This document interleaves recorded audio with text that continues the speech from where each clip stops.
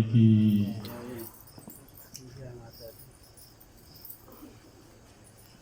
ये माता मातृश्री सेवा दरबार सिद्ध रात्रि आज सती जगदम्बा 9 देवियों के द्वारा रचा हुआ यह 9 देवियों का दरबार है। 9 देवियां समय समय पर विभिन्न रूपों स्वरूपों पर धरा पर अवतरित होती हैं।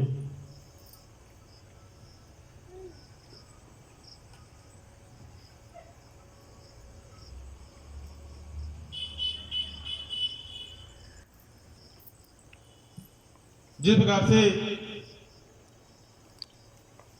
इस संपूर्ण संसार में ब्रह्मांड में आदि शक्ति का वास है। आदि शक्ति की शक्ति घट घट में कण कण में आकाश पाताल पृथ्वी में व्याप्त है। वह शक्ति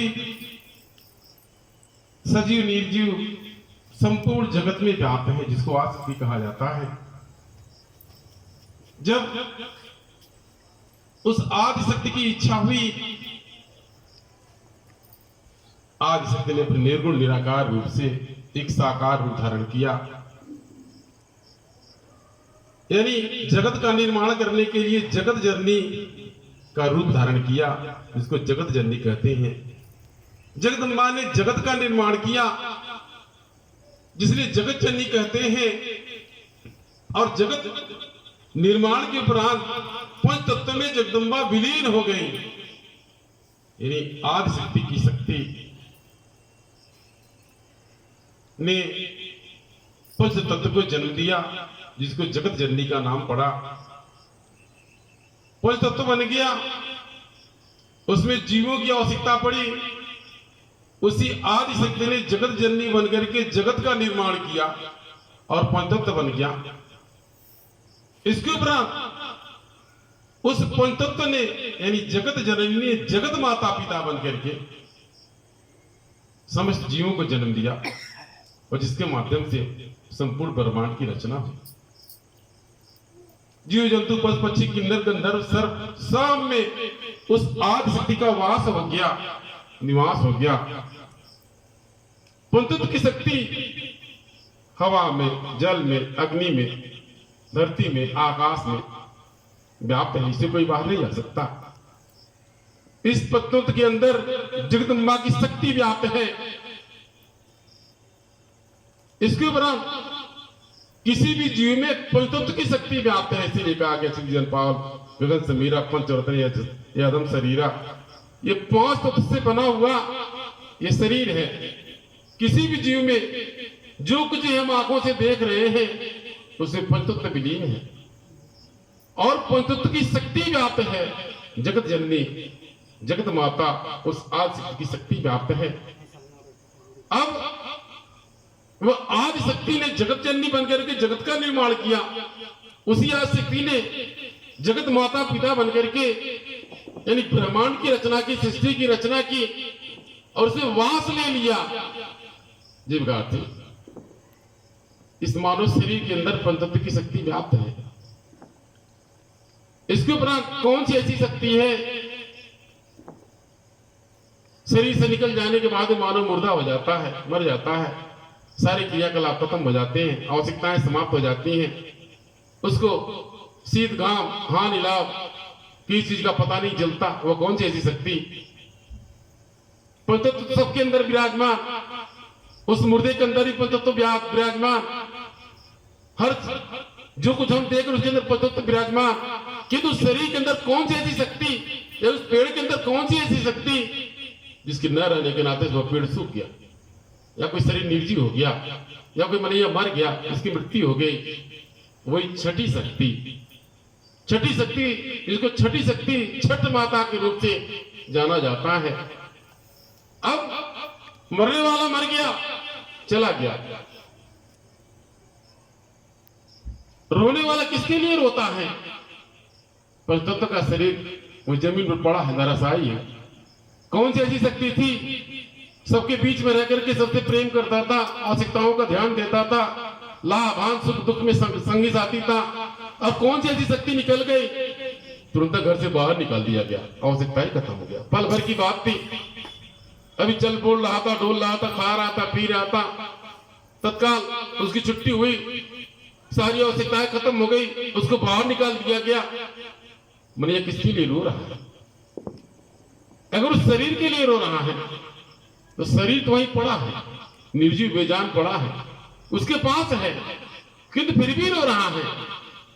अगर शरीर का अंतिम संस्कार कर दिया गया और तब विलाप करता तो समझ में आता, किंतु वह शरीर पड़ा है, निर्जीव बेजान पड़ा, उसके सामने पड़ा है, वो चल नहीं सकता, डोल नहीं सकता, बोल नहीं सकता, कुछ कर नहीं सकता। तो कौन सी ऐसी शक्ति उस शरीर के अंदर से निकल गई जिसके कारण रो रहा है, विलाप कर रहा है?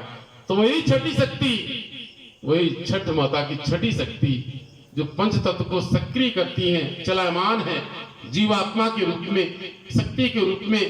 ये छठी शक्ति छठ माता के रूप में, यानी एनर्जी, ऊर्जा या पावर के रूप में, वो छठी शक्ति वो जगदम्बा की इस शरीर के अंदर से निकल गई, जिस कारण मनैया निर्जीव बेजान पड़ा है, विलाप कर रहा है, उसके लिए रो रहा है, उस शरीर के लिए नहीं रो रहा, जो इस शरीर से निकल गया उसके लिए रो रहा। वही छठी शक्ति उस शरीर से निकल गई और जिसके माध्यम से मनैया विलाप कर रहा, रो रहा है, परेशान है। आज उसी छठी शक्ति का, छठ माता का पचरुआ दरबार में धूमधाम से आह्वान पूजन किया गया।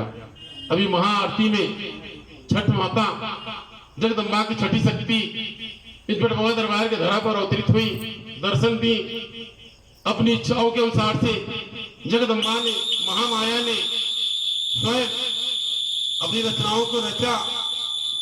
ये महामाया की माया, यानी ये महामाया की माया, यही कारण है पचरुआ दरबार में छठ माता यानी छठी शक्ति के रूप में धूमधाम से मनाया जाता है। अब इस छठ पर्व को मनाने का कई कारण है। हमारे दृष्टि से देखा जाए कि लालच वाला त्योहार है, लालची वाला, तो भक्ति कोई नहीं करता, लालच है।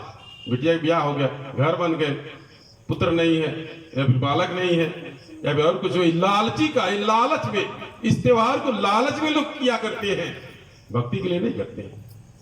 यानी भक्ति के लिए नहीं करते, लालच के लिए, लालच बस। मनैया लालच है। हमारा घर द्वार बन गया, बिटिया की शादी नहीं हो रहा था, बिटिया की शादी हो गया, पुत्र नहीं था, कोई संतान नहीं था, और कुछ था, यानी लालच बस।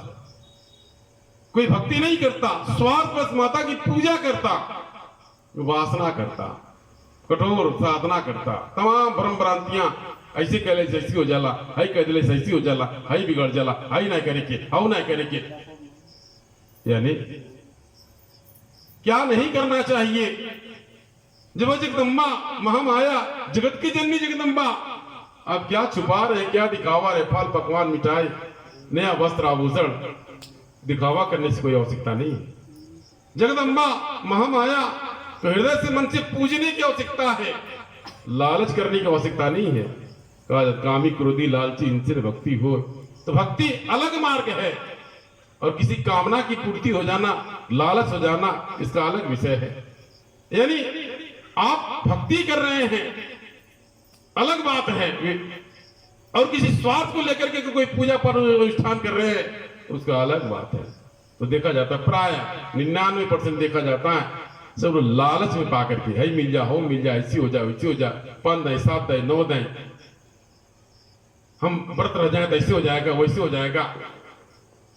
जिसके पास कुछ नहीं है, नया वस्त्र नहीं है, या फल या पकवान इत्यादि का व्यवस्था नहीं है, वह खाली हाथ जोड़कर रहे तो समझ में आता है, उसके बाद कुछ नहीं है। और जिसके पास नहीं, जिसके पास रहता है वो ठान लेता, हमारे माता जी पूरा करिए तब, हमारे माता जी पूरा करिए तब हम छठ उठाए। हमारे माता जी पूरा पहले पधरे थे, पहले पूरा कह दें, कहा देखा अपना बाटे तो घर द्वार ना बा, खातना बाटे, केकर दियल खा दटे, पूरी पकवान तेरा खा दटे, केरा फल तेरा खा दटे, चढ़ाते हुए तो माता जी की मत तो घट जाए। ये लालच है, ये स्वार्थ, ये लालच है, स्वार्थ है, ये भ्रम भ्रांति है। अरे जो दिया जगदम्बा ने लेकर के हाजिर रहिए, समर्पण कीजिए, देना लेना माता जी का। कितना लोग होते हैं हट ठान लेते हैं, अपने दरबार में जुड़े तमाम भगत ऐसे हैं, माता जी मेरा पूरा काम कहते हैं, फलाना काम पूरा कहते हैं, आई वाला ऐसी हो जाए तब जाए, सदिया हो जा, घरवा बन जा, जवनिया लिखा दे, हाई हो जाए, हट कर लेते, हट करके बैठे रहते हैं, कोनो मतलब नहीं निकलता। जोनो आने वाला तो वो थाली किनारे हो गया, हट करके बैठल लो। ऐसा टाइप कहने का तात्पर्य यानी आपके पास जो है श्रद्धा सुमन से समर्पण रहिए।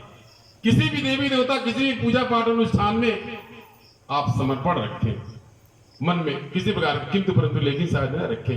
आपके पास जो है आप लेकर के समर्पित रहेगी। सोच ही तो है, मन जितना सोचता है उतना कर पाता है।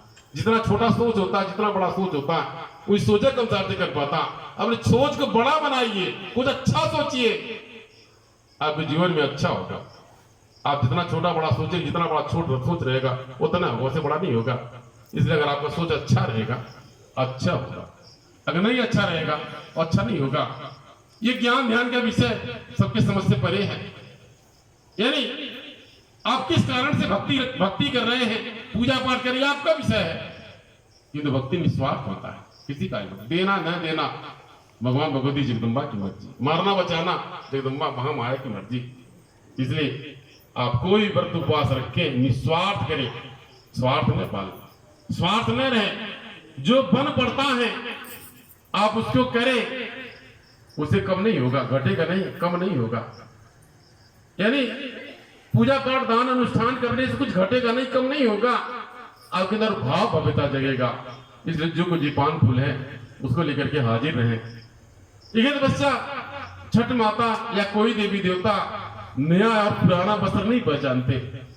फल मिठाई पकवान को उनकी आवश्यकता नहीं पड़ती, आपकी श्रद्धा और भाव की आवश्यकता पड़ती।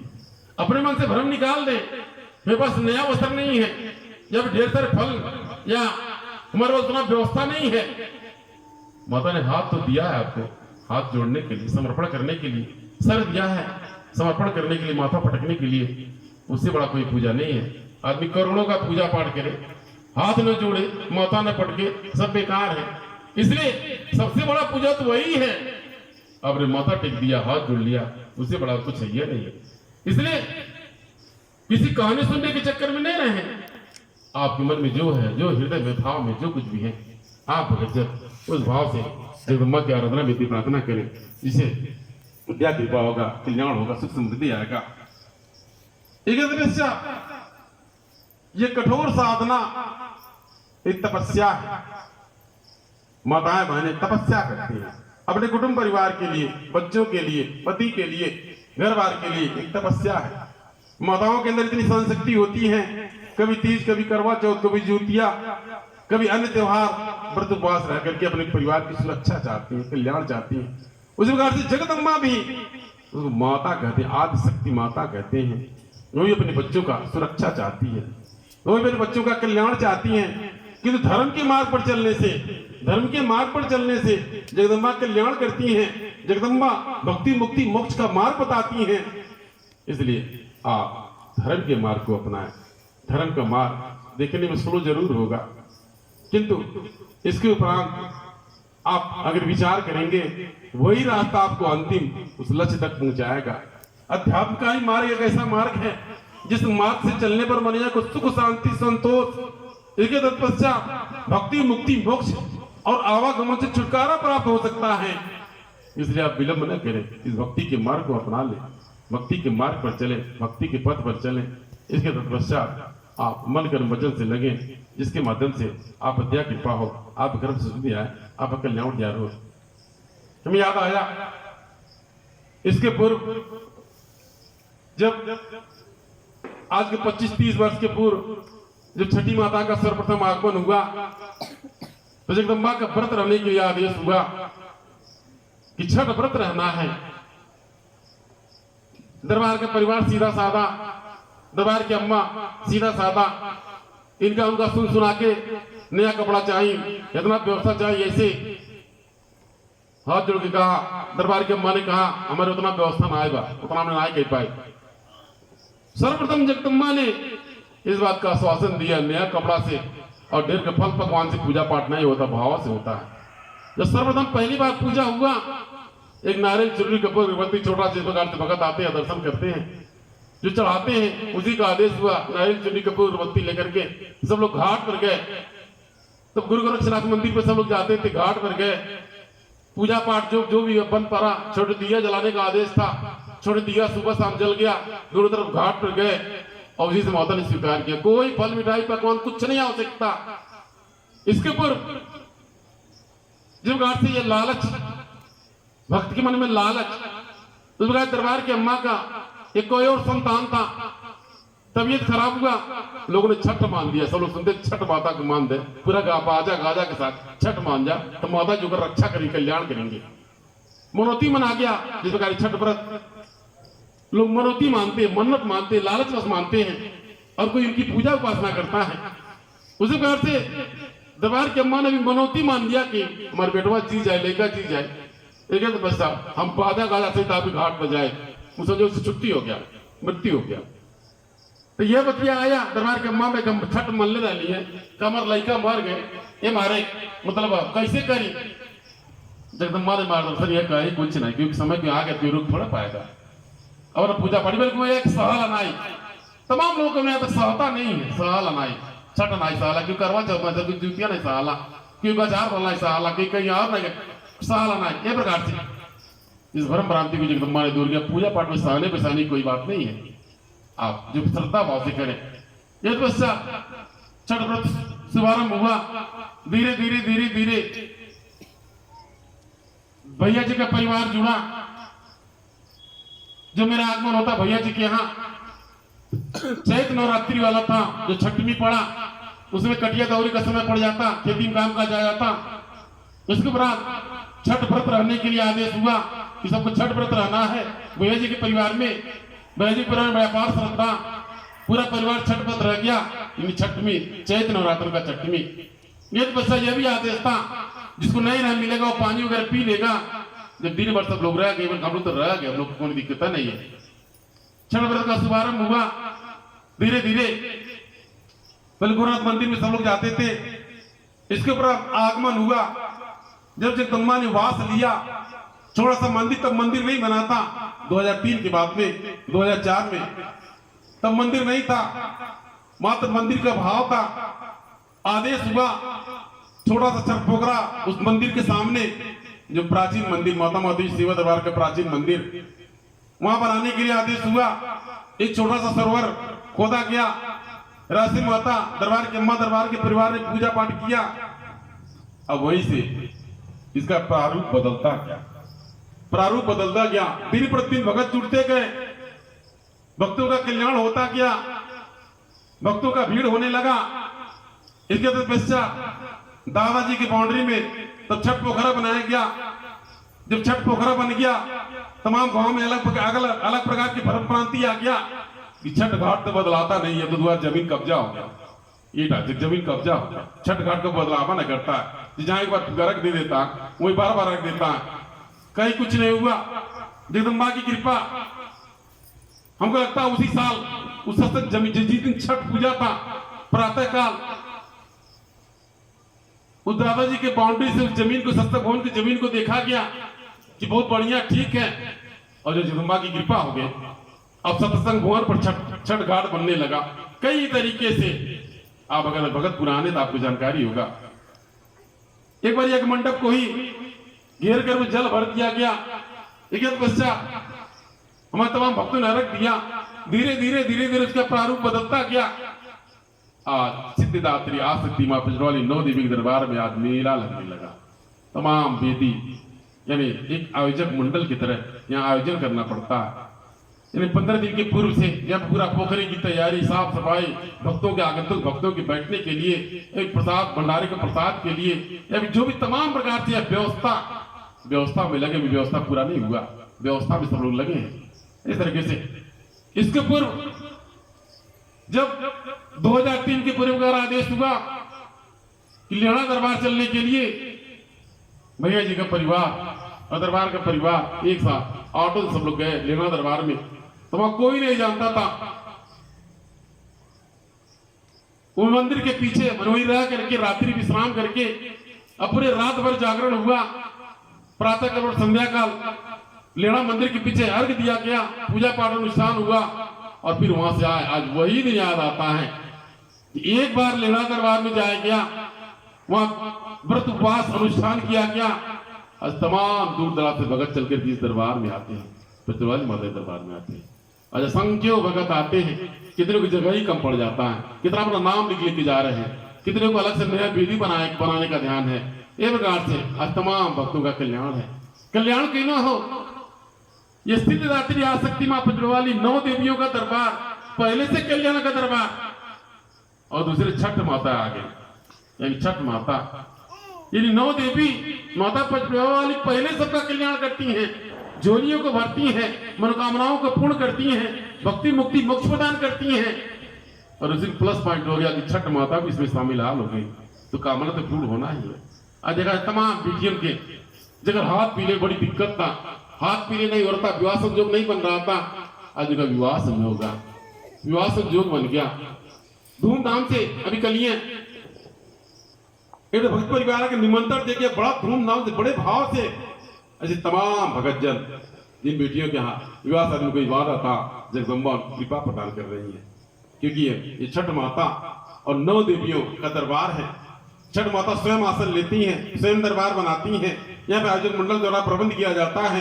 तमाम भगत जन, तमाम प्रकार से भगत जन दरबार से जुड़ते हैं, लगते हैं, उनका कल्याण होता है, कृपा होता है। इसके